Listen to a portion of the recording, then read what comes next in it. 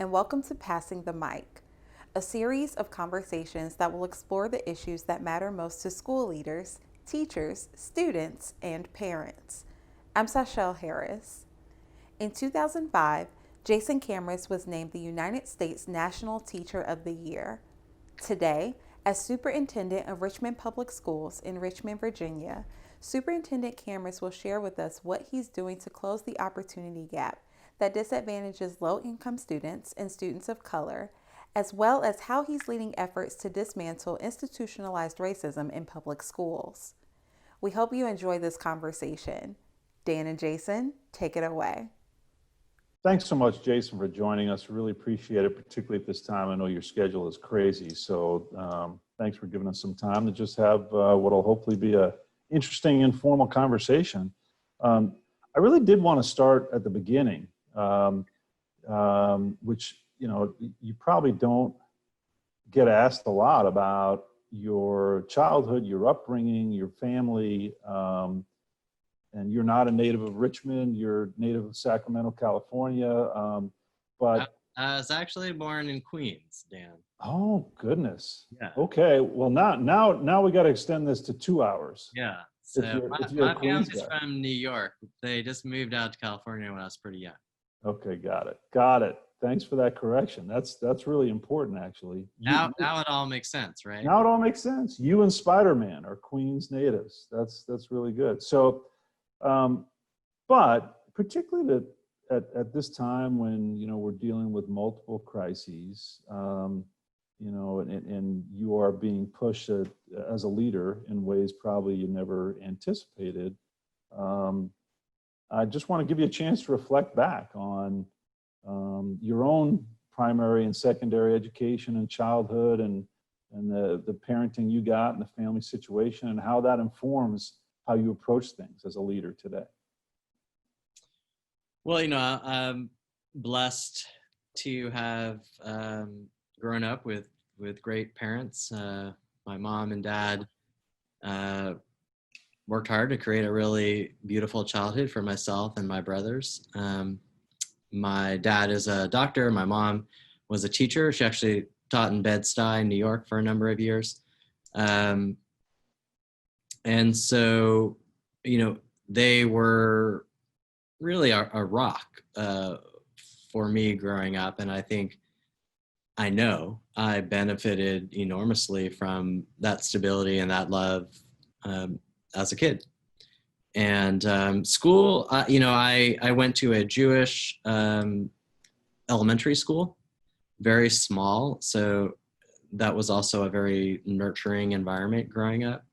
And then I went to public middle school and public high school. So I kind of got to see the full spectrum of schooling, as it were.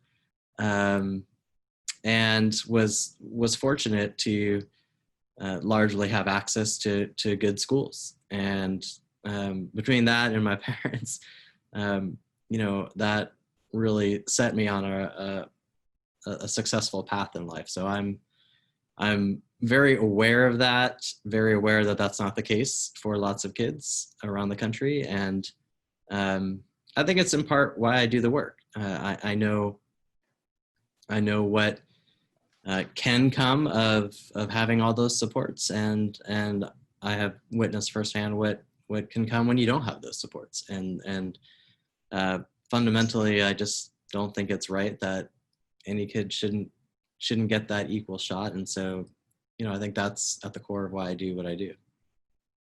Let me push on something that you know, maybe is awkward, but, you know, something we share in our backgrounds. We're both Jewish. I come from a pretty secular Jewish family myself, but, you know, no question we were Jewish. That was part of our identity growing up.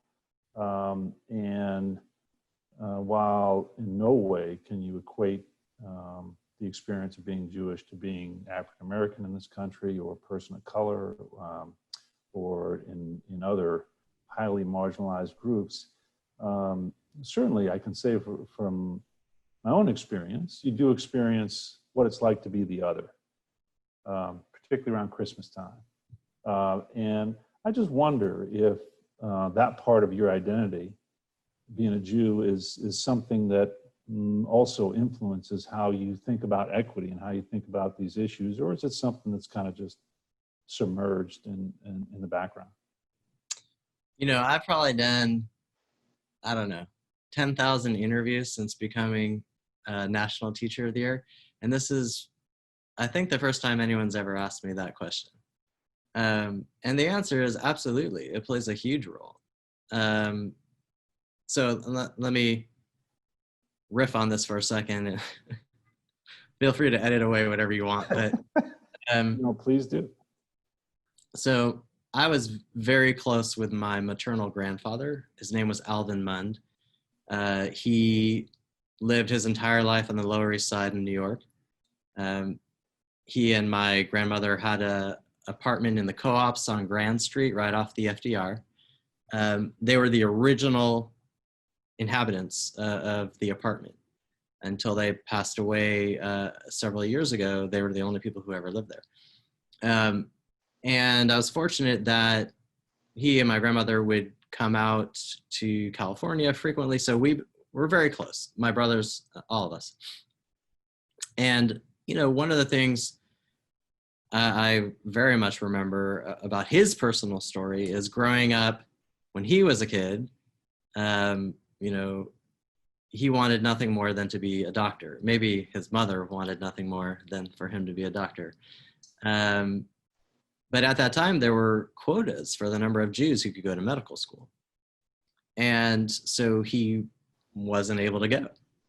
And so he applied to dental school because there weren't as stringent quotas, I guess. Anyway, he got in, he went to dental school, he got his DDS, and he was still so compelled to go to medical school that as the quotas eased somewhat, he reapplied, ended up going to Columbia Medical School and practiced as an internist in New York for 50 plus years. And, you know, that story has stayed with me very much in the work that I do. It speaks both to the power that education has to hold people back when it is not equitably offered, and how when it is, it's an agent not just of opportunity and sort of material and other success, but personal fulfillment. And yeah, that weighs on me quite a bit. Related to that, Dan, I imagine you know the idea of tikkun olam, which is the Hebrew term for, roughly translated, repairing the world. This notion that you know, the world was a perfect vessel at its beginning and then was broken, and our work as humans, and certainly as Jews, is to help piece it back together. And that is very much something that I draw inspiration from and see as a motivating reason for the work that I do. Yeah, thank you for sharing that. Yeah. So, in the time I've known you, you've been at kind of central roles, district-wide roles. But I think of you always as a teacher, because you were a teacher first, and you were a teacher for a long time in DCPS before you went into central roles. And would love to, you know, you probably don't get questions about your time as a teacher very often anymore either, but I know that was, you know, such an important experience for you. And you were at, I think, at John Philip Sousa Middle School, that's in DCPS, and at one time I think it was the target of a desegregation case or integration case, and at the time you were there, I think it was majority African American kids. You know, you were an outstanding teacher. I think even people who disagree with you admit that you were an outstanding teacher. You were National Teacher of the Year in 2005. But, you know, in that context, with most of your kids being kids of color, most of your kids not being given equitable opportunities generally by the education system and healthcare, housing, et cetera, in the district, as you reflect back on that time, now that we're in the middle of this national reckoning around racism and all of its effects, like how do you think about your time as a teacher serving that community, serving those kids? And are there times when you think, gosh, if I knew what I know now, even though, I think I did some good things, there are things I would do differently? Gosh, so much in that question. Well, first let me just say, I love being a teacher. During the closure, I taught a 30-minute math class every day. Mr. K's 30 minutes of math. And, people would write in and say, oh, that's so amazing that you're doing that. And gosh, that's so great. And what they didn't realize is it was very selfish, because that was the highlight of my day. And I got really into it. I bought an iPad with a pencil so I could, do all the math problems. I could see it and everything. But it was also a lot of hard work. And I know that's not profound, but I share that to say it's the most fun and most joy I think I've had, and also the hardest work I've ever done. That's including the job I have right now. And I think that's the case because it draws on every part of your being. It's, every day you are orchestrating this sort of magical show almost, while navigating 30 different personalities and psychologies and hundreds of other things. And so as I look back on my time as teaching, and particularly as a white teacher in a school that served 99% African-American students, that was certainly something that I thought a lot about. I don't know, though, that I deeply engaged in conversations about race with my kids in the way that I would now if I were to go back. Not that I avoided them, but I didn't proactively take the time to really wrestle with those conversations. And, I don't think it matters if you're a math teacher as I was, or an English teacher, or an art teacher. There's a place for those conversations in every classroom. So I think that's the biggest shift I would make. I also think, or I like to think, I'm better equipped to have those conversations today than I probably was at 23 or 24. And I hope when I'm 55 or 65 or 75, I'm better equipped then, that I continue to grow in that respect. And when you're having conversations with teachers and other school-based staff at RPS, how do you bring forward in the conversation the fact that you did walk a mile in their shoes as a teacher, as somebody who went to a school every day and put in a hard day's work? How does that, what reaction do you get? How does what insight are you able to bring to the practice now, quite a few years later, that's helpful to you in your current job? Well, it's interesting. The minute you leave the classroom, you lose most of your teacher street cred, even as a national teacher of the year. But I guess what I would say, something I learned from Kaya in DC, Kaya Henderson, for everybody listening, the former chancellor in DC, is there's probably nothing more powerful when it comes to leadership than empathy. Just understanding where people are coming from. It doesn't mean you're agreeing with them. It doesn't mean that, and to be clear, empathy is not sympathy. It's truly trying to understand people as human beings. And so my time as a teacher has enabled me to be truly empathetic to the realities of what's going on in school. And, you know, teaching again, even for that 30 minutes a day during the closure, was like an empathy booster shot. And it just really helps inform my thinking as I make decisions every single day. Yeah, yeah.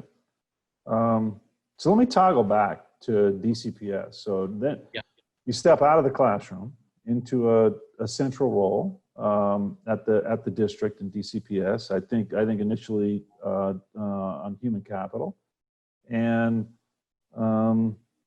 you know, what was a surprise? I mean, every teacher, every school-based person, rightly so, has days when you curse the central administration, probably vice versa. As you stepped into a role where now you've got to think about not just the 30, you know, young people in front of you, but you got to think about tens of thousands of young people across the district. You know, what was a surprise? What would you have gone back and told your teacher self? Well, you might be missing, you know, some of what it means to work at a central level. And what was exactly what you would have expected? Well, I think initially the biggest surprise was that I could go to the bathroom whenever I wanted and eat lunch whenever I wanted. Which was a sad statement. It really is, but it true. Really is, but it's true. On the flip side, I distinctly remember going to a meeting somewhere in downtown DC after I had joined the central office, and it was like, you know, 11 a.m. in the morning, and I just, you know, everyone's walking around. It's a busy professional place, and I just remember like stopping and looking around and being like, what am I doing? Like, just the idea of being out at a meeting at 11 a.m. after nearly a decade in the classroom was completely foreign to me. And what I realized I really missed was the rhythm of the school day. And of course, the interaction with kids, which, you know, can be frustrating and stressful, but it's also fun and hilarious. And that sort of dynamic interaction was just, I think that I didn't realize how much I enjoyed that because it was just what I did every day. And so suddenly I didn't have that. And so that was a loss. As for, you know, advice I would give, I remember when Mayor Williams, so that's a few mayors back in DC, once came to Sousa and he was thinking about education. So was kind of having a listening session. And I think I had just read some education article or something. So I thought I knew all the answers, and I spouted off like what he should do and everything. And I share that to say, I don't think maybe intellectually I did, but not viscerally recognize just how complex these policies are, and that by and large, just like in schools, in central offices, there are really hardworking, well-meaning people who care a lot about kids and teachers, and they're stuck with making a lot of difficult choices without enough resources, and oftentimes have to choose amongst a set of bad options. And so, I don't know, I think I'd have more humility reflecting back as I think about, you know, education writ large, you know, when I was a teacher. Yeah, and so you all come in first under Chancellor Rhee and then Chancellor Henderson as change agents. I mean, I think everybody would agree in the district that a lot of kids, and depending on who you talk to, most kids, and particularly most kids of color, not being served, you know, consistently well by the schools at DCPS. So you guys come in to affect change. And as you begin to do that, one of the things you hear from, you know, residents, from teachers, from others is, well, you know, you guys have kind of lost touch or you're not in touch with the realities of what it is to be on the ground. And you just talked about that. You had spent 10 plus years in the classroom, it was pretty recent back then. Yeah. But how did I'm sure it caused you guys to sit back and think, oh man, maybe we are losing some touch. What did you do when I know you were working extremely long days, as was your team, as were your colleagues. There wasn't a lot of extra time you may have been able to eat lunch, but you were probably doing it during a meeting. So what did you do, and what did you learn about how you stay in touch with the reality of not just the adults on the ground, but obviously the kids? Because you say you lost that everyday touch point with students that you love, but it's really important to understanding what's going on, particularly as you guys are making some pretty significant changes in how the district operates. Yeah. Well, I mean, I think there were certainly some tactical things. I mean, in the work that I did, I probably spoke to hundreds of teachers, in groups of 5 to 10, sometimes one-on-one. Sometimes it was classroom observation. Sometimes it was just, after school faculty meetings, that kind of thing, as we created all kinds of new policies and whatnot. So I definitely feel like I was able to maintain that connection. I think the connection with students was much harder. People don't realize this, but I'm an introvert, and I just play an extrovert in real life. And so, developing relationships takes time. And I was able to do that as a teacher with my students, and they would really get to know me, and I get to know them, and do home visits and stuff on the weekends and whatnot. And that was the hardest to replicate. And sometimes I would, interview kids just to kind of see what's going on and whatnot, but it was never quite the same. And so, I would draw a lot on the relationships that I was able to maintain with my former students. And I think that was what was helpful. I will also say there was a shift when I had my own kids. And then it kind of brought it all back again. And I would think a lot about what do I want for my two boys, Ezra and Akiva, and that was very motivating as, okay, well then that has to be the standard for every kid in DC, Richmond, whatever the case may be.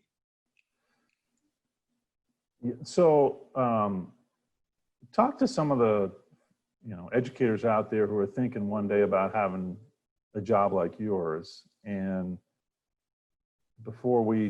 I'm about to get to Richmond, because God, there's so much to talk about your city, but still in DC, if you just read the media reports, I mean, you guys were at DCPS, particularly in the early years that you were in administration, making some big controversial changes. You closed some schools, et cetera. You put in a teacher evaluation system and compensation system, et cetera. A lot of controversial changes. If you just read the media reports, you would think like teachers wouldn't even talk to Jason Kamras. I'm sure there were a lot of passionate opposition in the teacher ranks and the educator ranks to some of the things that you were responsible for doing. But what was it like? Was it impossible to have relationships with teachers? Was it impossible to, as a change agent, to get really good input from teachers as you were designing these new systems? No, it wasn't, because certainly there was a group of teachers that did not agree with the policy changes that we made, and I respect that completely. But there were a whole lot that did. And, I think a lot of those folks were just busy with the business of being a teacher, which is a lot of hard work. And so, I don't think that voice was heard as much. it's understandable. But, I had teachers who tell me that even the evaluation system, nobody likes evaluation, right? I've never met anyone who's like, oh, I can't wait to get evaluated. So, you're starting with the deck stacked against you. But, in quiet moments, where they won't admit it in a faculty meeting, that having a rigorous standard for what good teaching looks like helped make them a better teacher. Not that they were a bad teacher, but that helped them grow and stretch. I had teachers who tell me because of the compensation system, they were actually able to buy a house and raise a family. That they were able to stay in the profession, which they love, because now they were making north of $100,000. I had teachers who tell me in tears at our big teacher gala, it's the first time I've ever felt like the star that everybody says teachers are. And so, there were a lot of those voices too. And, that doesn't make headlines, understandably. And ironically, I also, even with folks who disagreed, I had a lot of great conversations and, still talk to some of those folks. And the art of disagreeing without being disagreeable is so important in these kinds of things. So no, it didn't lessen my connection to teachers. I think in many ways it enhanced it. Interesting. So, all right. So let's talk about Richmond and RPS. And so you moved to RPS. One of the things I know from conversations we have had over the years, I think to the extent, people didn't know you well, thought of you as somebody who knew a lot about instruction and knew a lot about talent management and knew a lot about teacher development. I know that you think deeply and thought deeply when you were at DCPS about community and about engaging community and having really strong relationships with community. Something, by the way, I think Kaya Henderson is really a model for, and what you guys did at DCPS was really a model and continues. A lot of those things continue. Okay, so now you're in a new context, and you're introducing yourself to a community. How do you think about that? And I know there were some tactics that I would love for you to talk about how you created some connections with parents and with students and families. But how are you thinking about it first at a high level, about the values and the principles you were going to set down for how you were going to lead in that city, in a community that you hadn't lived in previously? Well, I think, it's I sort of think of this in two ways. Sort of, what is it that I wanted the community to know about me? And then what I really wanted to know from the community.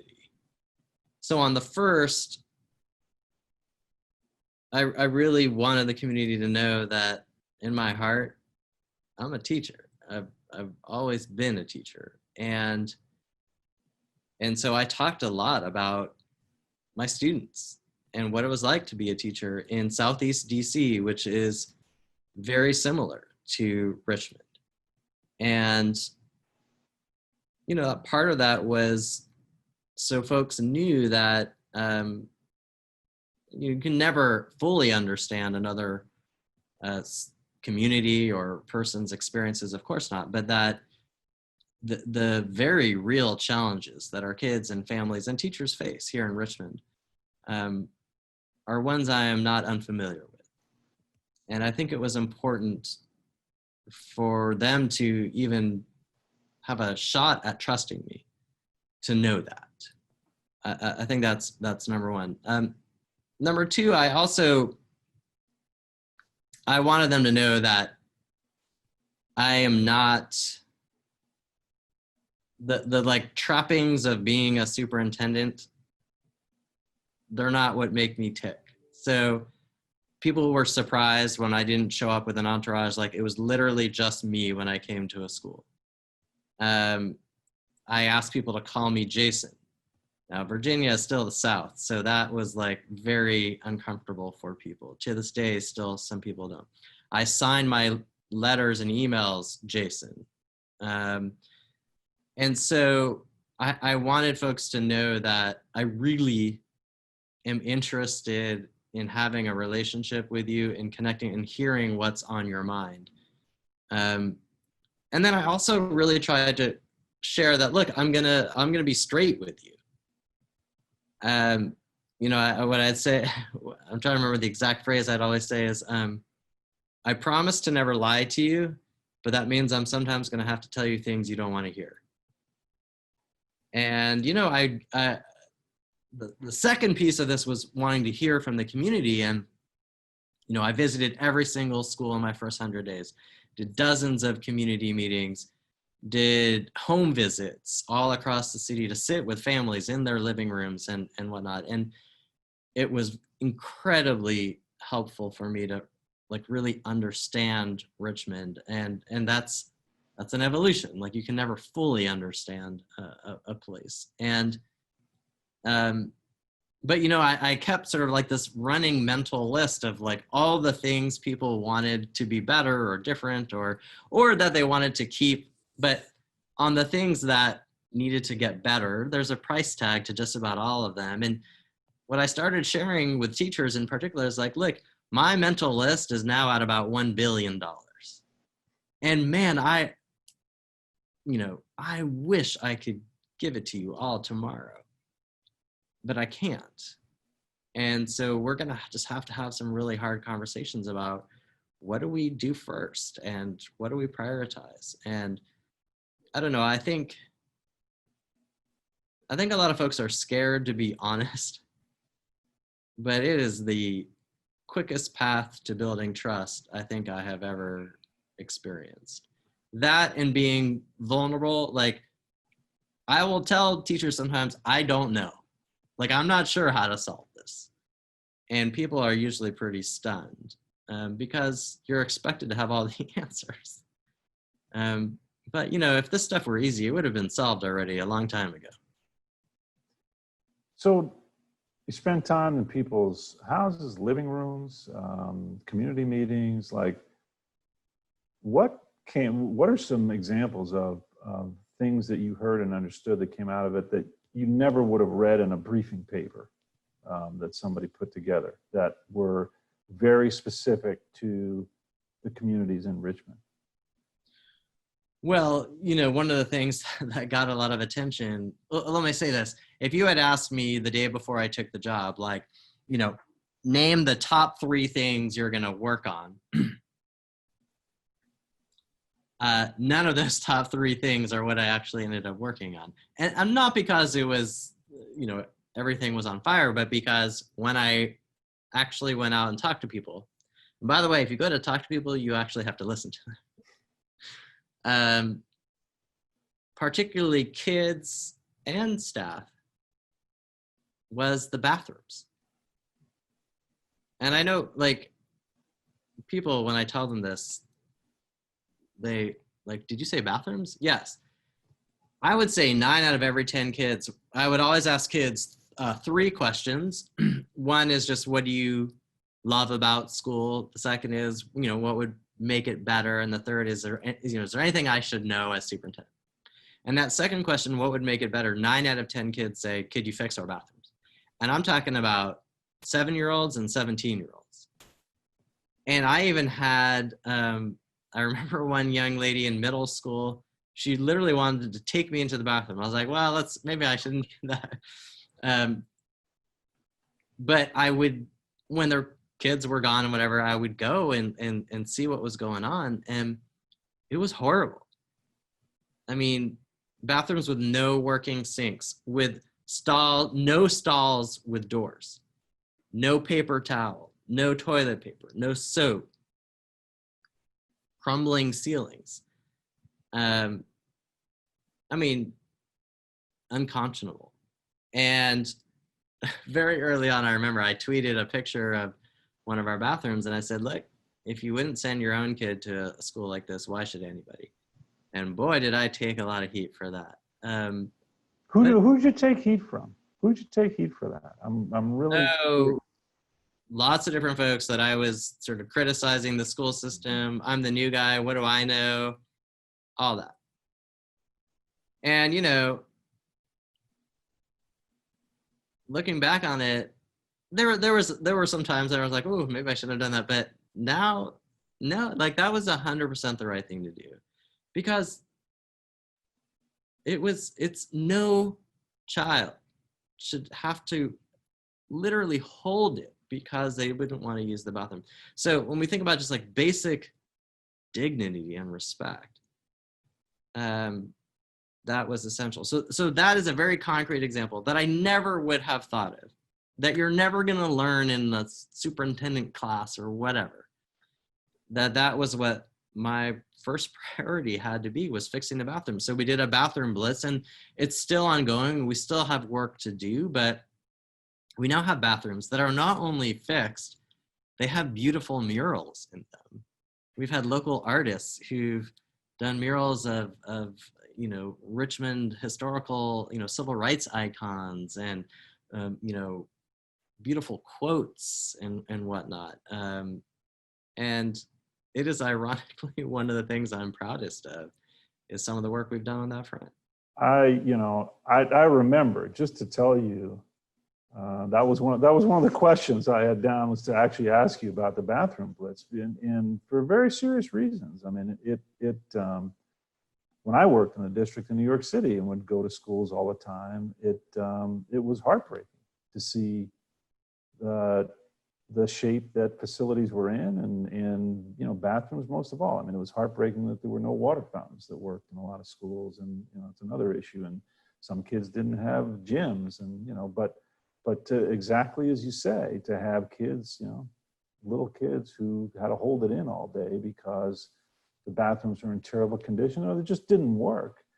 Had, you know, it is such a profound statement. I want to ask you about one of the things you said about at the time, of disrespect to kids. I mean, if you don't respect kids enough to make sure, hey, you just got a working bathroom.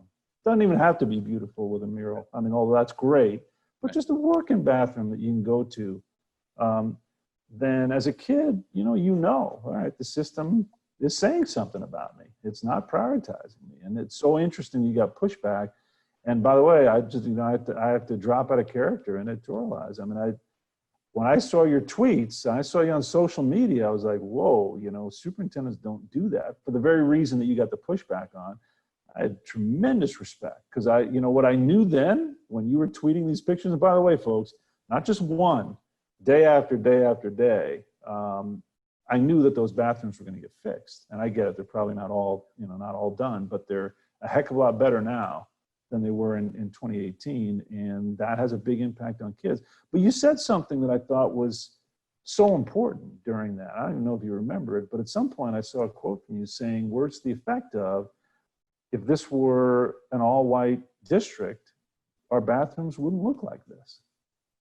What reaction did you get? Talk about your thought process and kind of saying that, and what was the reaction? Was it ultimately a positive thing, a negative thing? Would you do it again? What happened with that? I would definitely do it again. It's just the truth, and we can dress it up however we want to dress it up, but I love Richmond. This is an extraordinary city, and I'm proud to call it my home. But we have a very dark history. 400 years of institutionalized racism. Richmond was the capital of within America's enslaved African trade. And we live with that legacy today. There is a direct line from 1619, when the first enslaved African was brought to Virginia, to those bathrooms being unconscionably broken in 2019. Absolutely.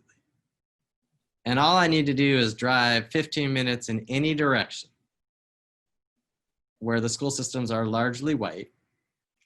You will not find a bathroom that looks like one of ours.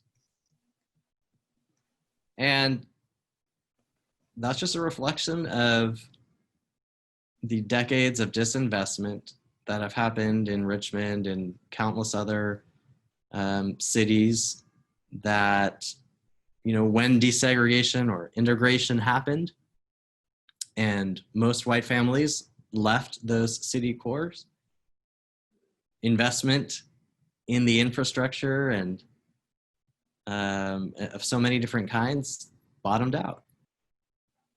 Not only that, but, neighborhoods, rich, wonderful, thriving neighborhoods of African-American communities and other communities were intentionally destroyed with highways and other infrastructure projects to support the white flight to suburbia. So there's a very historic neighborhood here in Richmond called Jackson Ward. The financial center of African-American life for many, many years here in Richmond. They built I-95 right through it and destroyed it. That wasn't an accident. There are other parts of town where they could have built that freeway. So I stand by that comment. I think there are countless ways in which we still live with that legacy. And, I think the events of the last several weeks have brought that to many folks' attention. And it's going to take us a long time to collectively dig ourselves out of it. So let me build on that. So you're superintendent in Richmond. Majority of the kids and families you serve are African American. You've got the history that you just laid out in Richmond.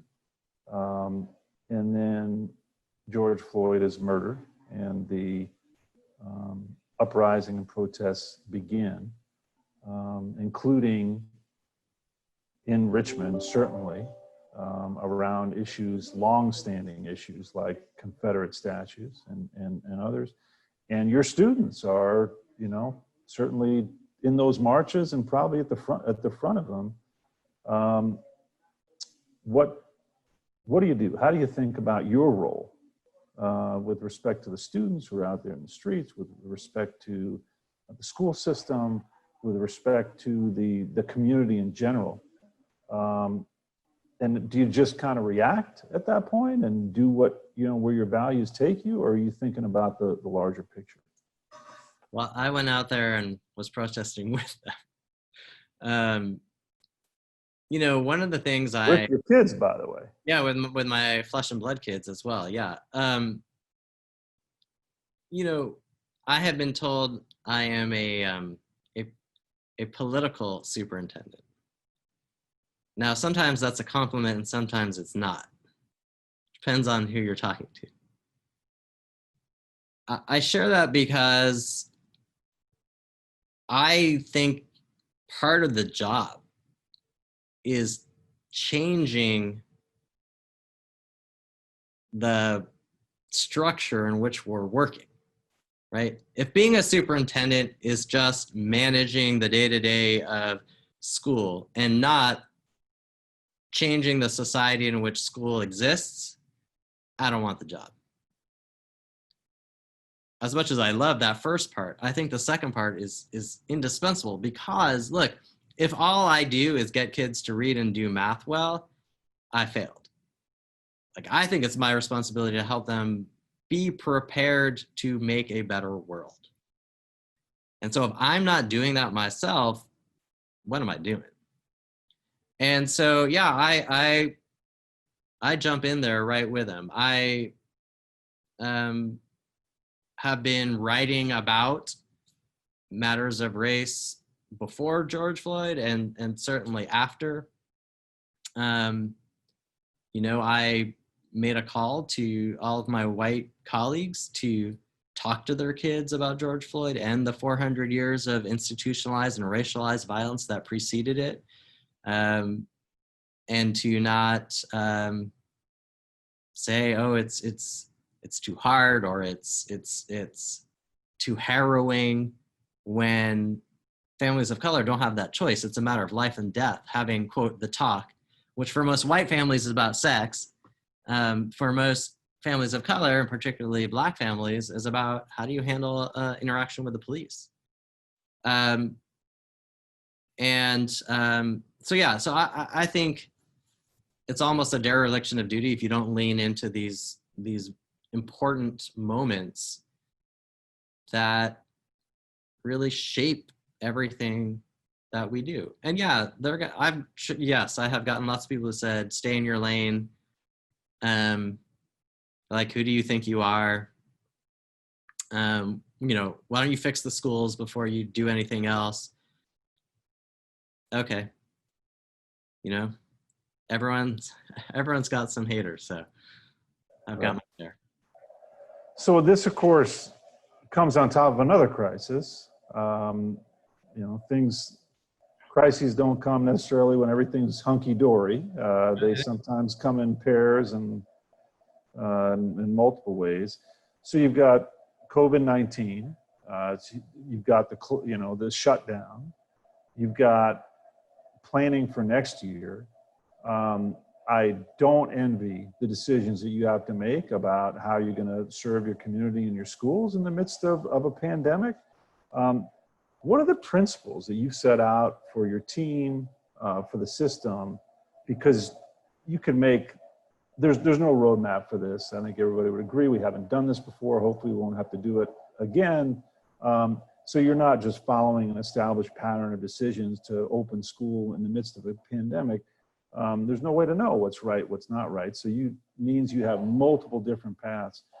How are you guiding the decisions that RPS is making, that your team is making? What are the things you're saying we have to prioritize these things as we design our approach for next year? So 3 words come to mind: equity, simplicity, and grace. So let me just say a word about each of them. So equity, a term that has nearly lost all meaning, but let's just summarize it for today's discussion: that the kids who need the most get the most. And we have a lot of kids who need the most in RPS. But how that sort of informed our response is our immediately number 1 priority was to make sure our kids who needed it got food. As everybody knows, or as I think a lot of people came to learn in America, there are huge portions of our country that didn't realize this, but lots of kids rely on meals at school, not just breakfast, lunch, and sometimes even dinner. And so we very quickly mobilized to set up 56 locations across the city, some school sites and also mobile sites using our buses, to deliver meals, on average about 13,000 a day. We've crossed the 1 million meal mark. So that was the first priority. Second was getting computers and internet access to any child in Richmond who didn't have one. And shame on us for not having dealt with that before, but we did. And so in a matter of 2 months, we raised over $1 million in philanthropy and reallocated another couple of million from within our budget, and purchased and configured about 15,000 Chromebooks and about 6,000 Wi-Fi hotspots. We only have 24,000 kids, just to give you a sense of the magnitude. And then as we think about reopening, we are going to have a fully virtual option, and then we're going to have some sort of staggered schedule for in-person. But in addition to that, as a matter of equity, are shooting to have 5 days a week in-person, physically distanced, for any student with significant needs in their IEP, English learners, homelessness, and a couple of other categories. So I think just that has been a helpful guiding light. Second is simplicity. The stuff is super complicated and messy. We're making a lot of choices from all bad options. And so just I'm a huge believer in simple responses have the best chance of working. And so really trying to, like, even for example, our mask policy, you know, I had folks who are like, well, we should have, you know, you need a mask in this case, but in this case you don't. And if you're this type of situation, you do. And in this kind of a room, I was like, screw it. Everyone's going to wear a mask all the time. Like, we can put that on a bumper sticker and like be done with it. So that's been our other guiding. And then last is this grace. Everyone is stretched beyond imagination. I mean, we are literally creating a new school system on the fly. And, you know, none of us is our best selves in this moment. And so trying to treat myself and my team and others with grace and just acknowledge, like, even if everything went perfectly for this school opening, Dan, it won't be enough for our kids. And so that is both terrifying because the long-term multi-year impact of this is going to be huge. And we're already thinking about, you know, extended year and year round and all that down the road, but also recognizing that everyone's working hard and doing the very best they can for kids. But as Kaya used to say, all we are is a group of big people trying to help a group of little people. And if the big people aren't healthy, the little people won't be. So we got to take care of each other as we figure this all out. And we just have a couple of minutes left, but one of the things, of course, that makes it even more difficult is the budget situation. This is something you focused on, pretty aggressively early on around getting resources for RPS. Now, you know, the state is facing, you know, huge deficits. Obviously, we don't know whether there's going to be more help from the federal government. But I'm just curious, as you are talking to elected officials, you're talking to school board members, I'm sure you're talking to a host of, you know, government leaders about what cuts will mean, particularly at this time, to kids and families. What are you hearing? I mean, I know nobody's got a, you know, secret vault with the funding you need, but what's the reaction that you get? You know, it's a lot of, I hear you, but we're just worried the money's not going to be there. And I think the great tragedy is Richmond, like many school districts around the country, was just pulling ourselves out of the 2008 recession. And so I have this vision of almost, you know, like somebody climbing out of the hole and then you get whacked on the head and knocked down again. And, you know, where we were pre-COVID wasn't enough. And now with COVID, every injustice that kids and families face just got magnified by a factor of, say, 10. So actually, the resources that schools are going to need, it's not just preserving in the face of cuts, it's actually going to be even that much more. So I've started talking about a Marshall Plan for K-12 education. Just like we helped rebuild Europe after World War II, I think we're going to need to rebuild our school divisions after the coronavirus, particularly divisions that serve kids of color, because they were already disadvantaged in terms of funding. And we know it's them and their families who are bearing the brunt of the virus. And so it is a compounded tragedy that is going to require a massive infusion of resources. And I will continue to advocate, not just at the state level, but at the federal level. I'm grateful to the Council of Great City Schools that has been working really hard on that front. And I think we need to make this an election issue at all levels of government come November. Well, so much more to ask you, but I can't take any more of your time. Yeah, Jason, thanks a ton. Great conversation. I always am inspired and learn a bunch when I talk to you. So really appreciate you making time. And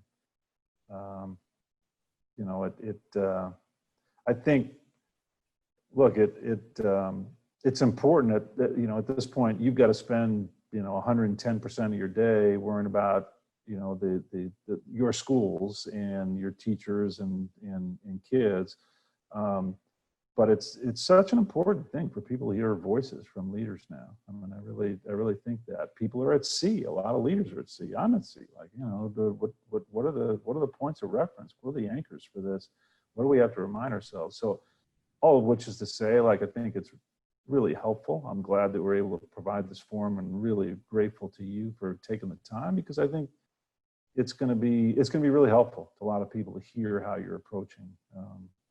Well, I appreciate it. I appreciate you, Dan. I appreciate TNTP. You've been such a good friend and colleague for so many years. And likewise, I feel like every time I talk to you, my mind is blown, and I can see a little bit more light at the end of the tunnel. So I'm grateful to you and to the entire team for everything you guys do every day. Yeah, I appreciate it. Marshall Plan, I like it. We got to think big. I'm with you, man. All right, so next conversation, we got to talk about what we can do at TNTP and what I can do to help you in that movement. That's a deal. Thanks a ton, man. Appreciate it. Hope the family stays well. All right, take care, everybody. Be well. Thank you for joining us for Passing the Mic. We encourage you to keep the conversation going and share your thoughts with us on social media using the hashtag #PassingTheMic_TNTP. We look forward to connecting with you during our next conversation. Until then, stay safe.